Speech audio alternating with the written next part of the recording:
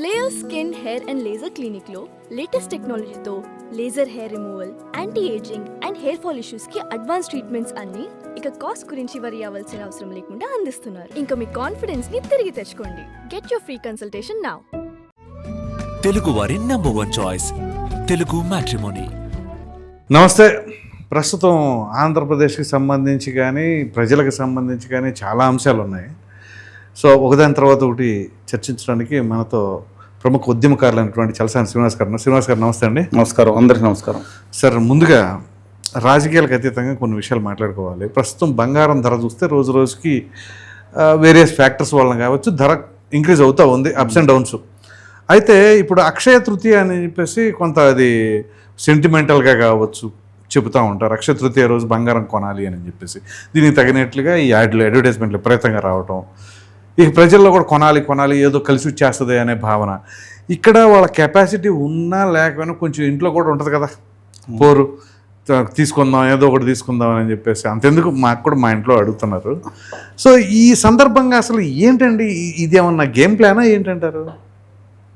అందరికీ, ముఖ్యంగా హిందూ బాంధవులందరికీ కూడా ఒక విజ్ఞప్తి. అక్షయ తృతీయ అనేది మన సాంప్రదాయమే, కానీ దాంట్లో మనం చేయాల్సింది ఏంటంటే ఆ రోజు పూజ, అవును, జపం జపం మరియు మంచి పనిని మొదలు పెట్టడానికి ఒక మంచి రోజు అనే ఉద్దేశంతో మనం మాట్లాడతాం. అవును. ఎప్పుడు కూడా మన దక్షిణాదిని, ముఖ్యంగా ఈ దేశ మూలవాసులని ఎప్పుడు కూడా ఈ బంగారం పిచ్చి అనేది ఏది ఈ రోజు కొనాలనే పిచ్చి అని లేదండి. నిన్న 2 రోజుల నుంచి చూస్తున్నాను ప్రకటనలో గుండు బాస్ గారని, ఏది డబ్బులు ఎవరికి ఊరకనే రావు, డబ్బులు ఎవరికి ఊరకనే రావు అని లలితా జ్యువెలర్స్ గుండు బాస్ గారు, మార్వాడి గారు, కిరణ్ మార్వాడి గారు అంటారు. ఆయన పేరు కిరణ్ అనుకుంటా. కిరణ్ మార్వాడి గారు, మార్వాడి ప్రముఖుడైనా. ఆయన గుజరాత్ అవుతున్నా, మార్వాడి గారు అనుకుంటా. మేబీ తమిళియన్. తమిళియనే కాదండి, మార్వాడి అనే ఇక్కడ స్థిరపడి. ఓకే. ఆయన అన్ని మార్వాడి గారు కానీ గుజరాతీస్ అని ఏముందండి దాంట్లో ఎక్కడ కానీ. అలాగా అంటే అక్కడ వెళ్ళినప్పుడు ఆంధ్ర వాళ్ళ అని చెప్తారు కదా గుజరాత్లో. అందుకని మనం కూడా చెప్పుకోవాలి మార్వాడి బ్యాచ్ అని. ఓకే. ఆ తర్వాత మొత్తం చూశానండి అడ్వర్టైజ్మెంట్ అన్ని పేపర్లో, మిగతా చోట్ల ఒక వాట్సాప్లో ఇది కొనండి, ఇది కొంటే మీకు కలిసి వస్తుంది.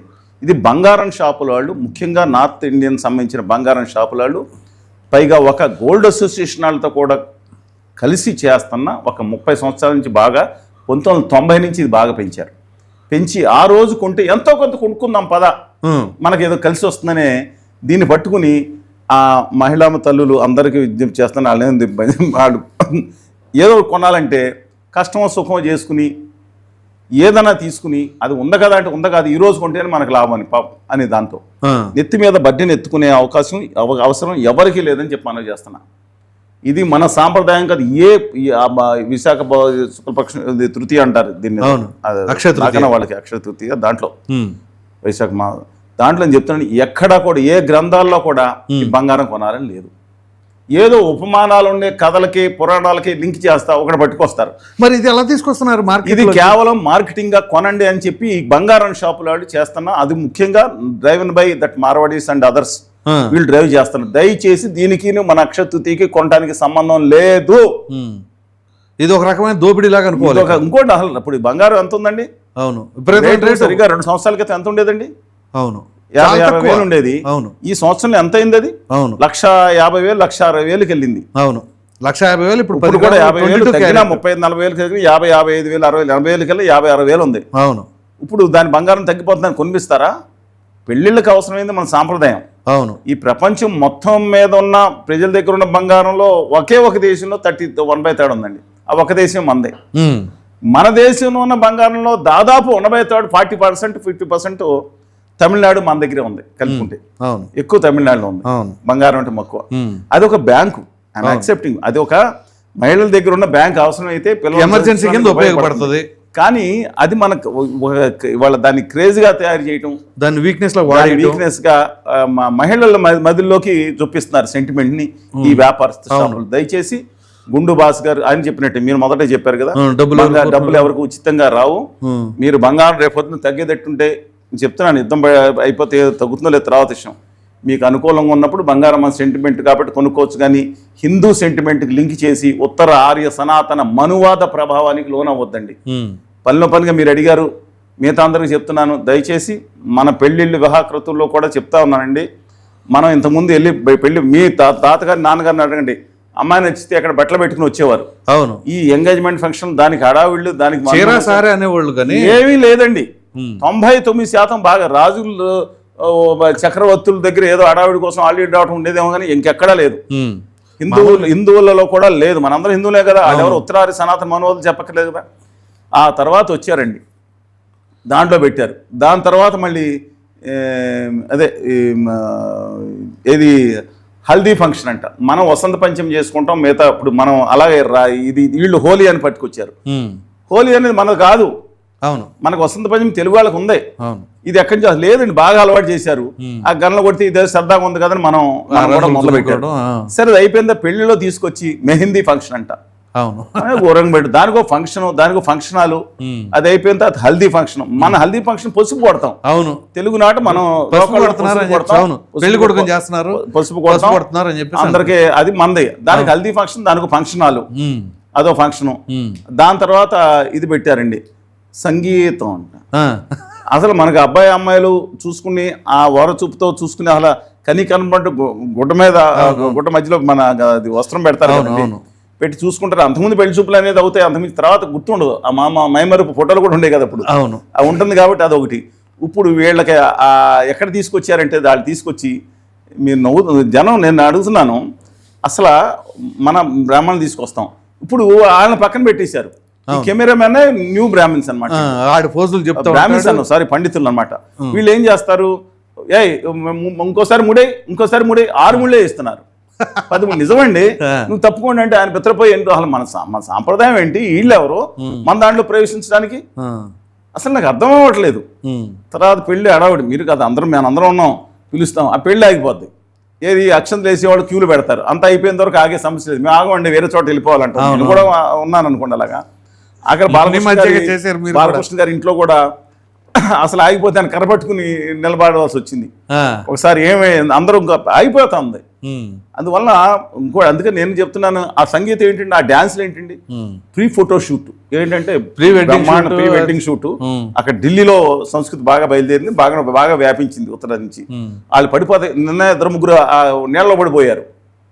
అసలు ఆ షూట్లు ఏంటి, అవి కొంతమంది బాగానే చూస్తారు, వికృతమైన వేషాలు ఏంటి, అసలు ఎక్కడికి వెళ్ళిపోతున్నాం అనేది. ఒకళ్ళని చూసి ఇంకోళ్ళు కాపీ కొట్టుకుంటాం. డబ్బులు ఎవరికి ఊరికే రావని గుండు భాస్ గారు చెప్పినట్టు నేను అడుగుతాను. అసలు ఒకళ్ళని చూసి పైవాడు ఉన్నాడు కదా, కింద వాళ్ళు కూడా. ఇప్పుడు ఈ మధ్యన కొంతకాలం అమ్మాయిలు అంటున్నారని అందరూ కాదు కానీ, నాన్న పెళ్లి అట్టా చేసిన సంగీతం మాత్రం బాగా చేయాలి.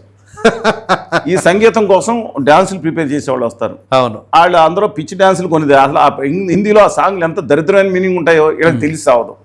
వీళ్ళు ఎలా అంటారు, ఇలా ఎత్తండి కాలేదు చెప్తున్నా, అంత భయంకరంగా వాళ్ళ డాన్స్ మాస్టర్లు వచ్చి అందరు, నేను అంటలేదండి, కొంచెం 10 రోజులు 15 రోజులు వాళ్ళకి డాన్స్ మాస్టర్లకి 50,000 1,00,000 రూపాయలు. సో మీరు ఇప్పుడు ఏదైతే లలిత జ్యువెలరీస్ గురించి చెప్తున్నారో, ఈ మధ్య కొన్ని న్యూస్లో కూడా వచ్చినాయండి, ఏంటంటే ఆ గోల్డ్ కూడా బ్రేక్ అయిపోతుంది, ఆర్నమెంట్ ఏది నిలబడతలేదు. అది నేను చెప్పలేను కానీ అన్ని వచ్చింది. మనం 24 క్యారెట్స్ కానీ లేదా 22 క్యారెట్ ఆర్నమెంట్ 24 కానీ ముందర కొనుక్కున్నప్పుడు ఒరిజినల్ కొనుక్కుంటే, లేదా 20 కానీ కేడిఎం చూసుకుని వాళ్ళు ఇస్తారు ర్యాంక్. తర్వాత మళ్ళీ ఇచ్చేటప్పుడు తగ్గిస్తారు. ఏదైనా కానీ మన పాత స్వర్ణకారులు ఉండేవారు విశ్వబ్రాహ్మణులు. అవును, మనం ఏదో అనుకునే వాళ్ళు అదేదో పాపం ఇంత దానికి పాపం కక్కుర్తి పడేవారని అనేవారు, కానీ బంగారంలో చేసి పెట్టేవారు. పక్కన పడేసాం ఆ తరుగులు ఇరుగులు ఏదో నమ్మకం కాదండి. వాళ్ళకి పాపభీతి అన్ని ఉండేది. వీళ్ళేంటి భక్తు వ్యాపారస్తులు. అవును, వీళ్ళు తీసుకొచ్చి మీరు హైదరాబాద్ వెళ్ళండి, బెంగళూరు వెళ్ళండి, షాపుల్లో 90% నడిచేనన్ని మార్వాడి గుజరాతీలు బ్యాచ్. అవునవును, అంటే వాళ్ళు తప్పని అంటలేదు, వాళ్ళ టెక్నాలజీ మన వాళ్ళు కొంచెం రుద్దుతున్నారు కదా. మన ఊళ్ళో ఆప్యాయత ఉంటుందండి. అదే మన సుబ్బారావు గారికి కనపడుతున్నాం, లేదా శాస్త్రి గారికి చేయాలి, లేకపోతే నాయుడు గారికి చేయాలి, ఎందుకు వచ్చిన కూడా కొంచెం దాంట్లో లేకుండా మనాలు కూడా తరుగు ఉండకూడదు అంటారు. అందుకని ఉండకుండా ఎలా వస్తుంది, వాళ్ళే కరిగించుకుని. నా ఫ్రెండ్స్ క్లాస్మేట్స్ నేను చిన్నప్పుడు కూర్చొని చూసేవాడిని, కష్టపడితే ఎంత ప్రెసిషన్తో చేస్తారు. అందుకని నా అభిప్రాయం ప్రకారం దయచేసి మీరు బంగారం కొనాలనే దాంట్లో ఇప్పుడు అది కూడా పోయిందండి, మర్చిపోయింది. బంగారం కాదండి, పెళ్ళిళ్ళలో చిచ్చి తీసేయండి అని డైమండ్స్, ఇదో మోసం జరుగుతుందండి. ఇప్పుడు నిన్న గుండు బాస్ గారు ప్రకటించారు 4,000 క్యారెట్ తక్కువ అని. సరే, ఆయన సంగతి ఎట్లా ఉంది, I don't want say any negative, but ఈ విధానంతో పడిన అశాబదాన్ దయచేసి గుర్తుంచుకోండి. కుప్పలు కుప్పలుగా డైమండ్స్ కొంటున్నారు. ఈ డైమండ్స్ 10 ఏళ్ల క్రితం కొన్న డైమండ్ మళ్ళీ వాళ్ళు చూస్తే దాని విలువలో 5% తక్కువ ఉంటుంది. ఎప్పుడో పెరిగింది ఏదో 1% ఉంది, 1% బంగారమే బెటర్ దాని మీద చెప్తున్నాను. రైట్. ఈ మాయా ప్రపంచం డైమండ్ లేకపోతే అసలు అమ్మాయి కుదరట్లేదంట. బంగారం కనపడకూడదు, డైమండే కనపడాలంట కొంత స్థాయి దాటిన తర్వాత. నిజమండి, రైట్, నిజం నేను చెప్తున్నాను. అందుకని మై హంబుల్ రిక్వెస్ట్ ఏంటంటే మనకున్న సాంప్రదాయాల ప్రకారం చేసుకుందాం. నేను అంతిమంగా ముగించే ముందు ఒకటి చెప్తా ఉన్నాను, అందరం చేసిన పొరపాట్లు మిగతా వాళ్ళు చేయొద్దని. మీ వివాహం మీ బాబాయ్ గారు ఉంటారు, మీ ఇంట్లో వాళ్ళు ఉంటారు, మీ ఆప్తమిత్రులు స్నేహితులు ఉంటారు, ప్రాణ స్నేహితులు ఉంటారు, వాళ్ళందరికీ మొదట పెట్టేయాలి. రెండో రోజు ముఖ్యమంత్రి గారు వస్తున్నారు, ఏదో రేవంత్ రెడ్డి గారు వస్తున్నారు, ఇంకోళ్ళు వస్తున్నారని అందరినీ, అంటే రిసెప్షన్ పర్వాలేదు, పెళ్ళప్పుడు కనుక మన సొంత బంధువులనే పక్కన పడేసే పరిస్థితి పెద్ద వాళ్ళు వస్తే మనకి కాదండి.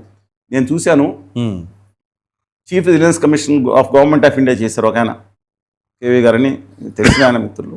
అలాగే ఇంకొక అడ్వకేట్ జనరల్ చేశారు ఉమ్మడి ఆంధ్రప్రదేశ్కి. వీళ్ళిద్దరూ కూడా మాకు కార్డు ఇచ్చే ముందు కూడా ఇలాగ శ్రీనివాస్ గారు ఇలాగ మ్యారేజ్ ఉంది, కానీ మీరు రండి, కానీ మేము కుటుంబ సభ్యులతోనే చేసుకుంటున్నాం, 200 మంది రిసెప్షన్ మాత్రం రండి అన్నారు. ఇక అది చెప్పిన తర్వాత మనమే కాదండి, అందులో ఒక ఆయన సన్నిహితుడు ఉంటే వెళ్ళి రావడం జరుగుతుంది. కానీ ఆత్మీయంగా వాళ్ళకున్న ఆత్మీయంగా ఉన్న 500 మంది 1000 మంది రాత్రి వాళ్ళు కూర్చుంటారు, రాత్రి 3 కూర్చుంటారు. ఇక పెళ్లికి అక్షంతలు వస్తారు కదా, వాచి చూసుకుని టిక్ టిక్ వేసి వాళ్ళు తొందరగా వేసి అక్కడ పక్కన 2 ఉంటాయి. అసలు వాళ్ళు చేశారో లేదో తెలియదు, మనకు కనపడతామో లేదని. Social gathering I'm do accept, marriages నవ్వు ఇప్పుడు సోషల్ గ్యాదరింగ్ అయింది అంత. అందుకని నా అభిప్రాయం ప్రకారం దయచేసి మొదటి అంకంలో మీకు ఏదైతే చెప్పానో అక్షయ తృతీయ లేదు, దానికోసం బంగారం కొనాలని లేదు, దాంట్లో మన పూజ ఎన్ని చేసుకోవాల్సింది అది ఒకటి చేసుకున్నాం.